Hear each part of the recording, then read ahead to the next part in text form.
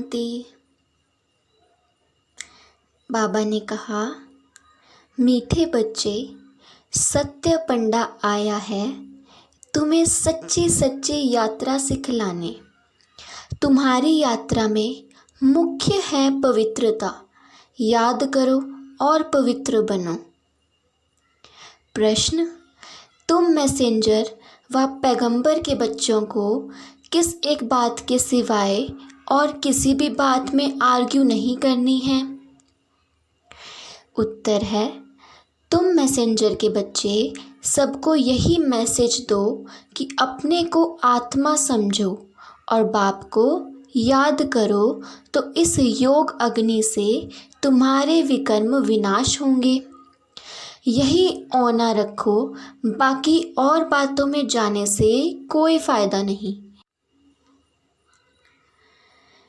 तुम्हें सिर्फ सभी को बाप का परिचय देना है, जिससे वह आस्तिक बने।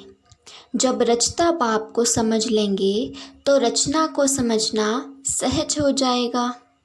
गीत, हमारे तीर्थ न्यारे हैं। ओम शांति। बाबा ने कहा, तुम बच्चे सत्य तीर्थवासी हो। सच्ची सच्ची यात्रा करने वाले जो होते हैं वह पवित्र रहते हैं। तुम ब्राह्मण बच्चे भी यात्रा पर हो। जो आज पवित्र बन फिर अपवित्र बन जाते हैं तो वह ब्राह्मण नहीं ठहरा, फिर शूद्र का शूद्र हो गया, विकार में गिर असुर बन जाते हैं। फिर बाबा ने कहा, ये लड़ाई का मैदान है। झाड़ बढ़ता रहेगा और तूफान भी लगेंगे, बहुत पत्ते गिरते रहेंगे।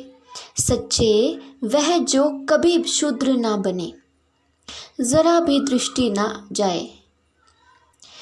कर्मातीत अवस्था अंत में होती है, बड़ी ऊंची मंजिल है। मनसा में भी ना आए, वह अवस्था अंत में होनी है। बाबा ने कहा, इस समय सब पुरुषार्थी हैं, नीचे ऊपर होते रहते हैं। हर एक अपने से पूछें, मेरी अवस्था कहाँ तक है? तो बाबा ने कहा, हर एक बच्चा अपने से पूछे कि मेरी अवस्था कहाँ तक है। मूल बात है पवित्रता की।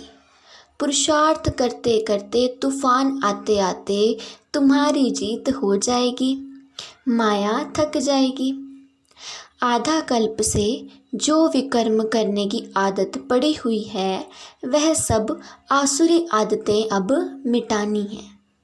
तो बाबा ने हमें कहा कि जो आधा कल्प से विकर्म करने की आदत है, वह सब आसुरी आदतों को अब मिटाना है।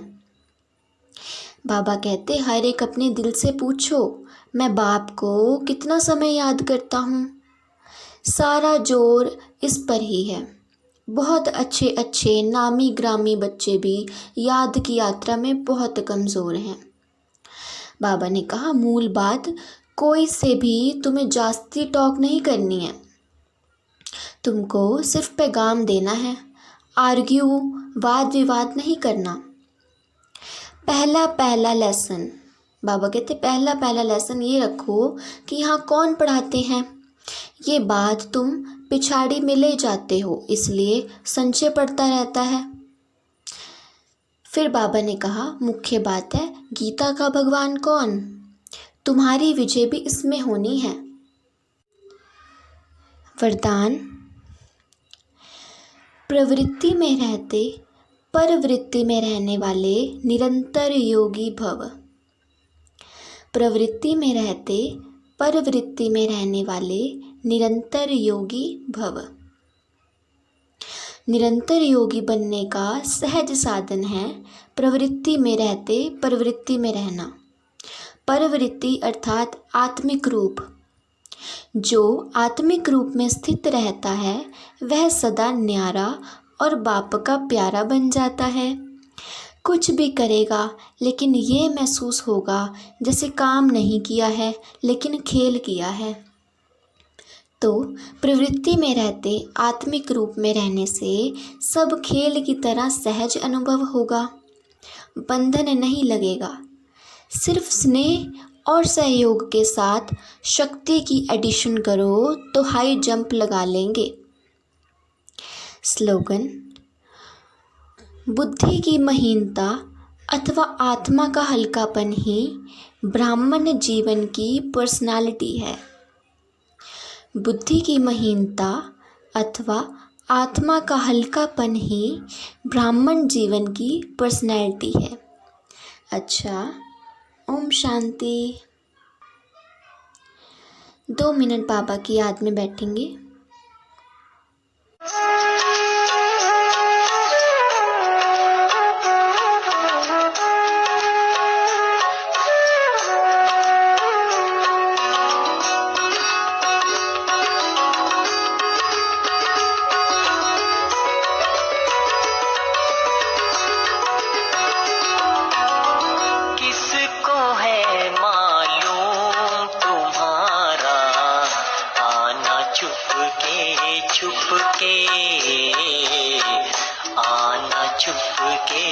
चुपके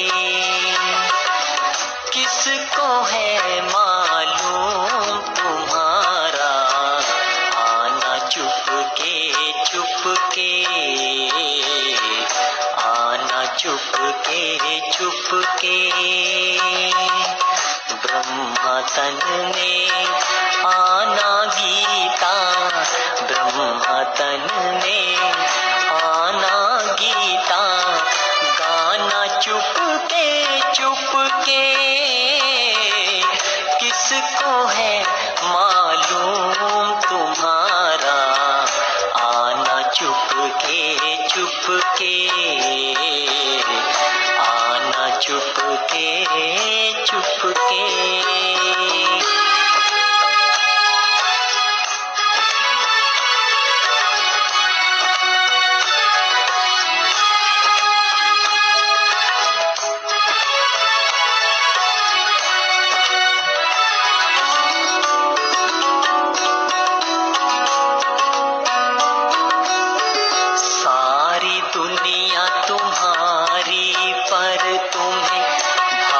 भूमि ही प्यारी,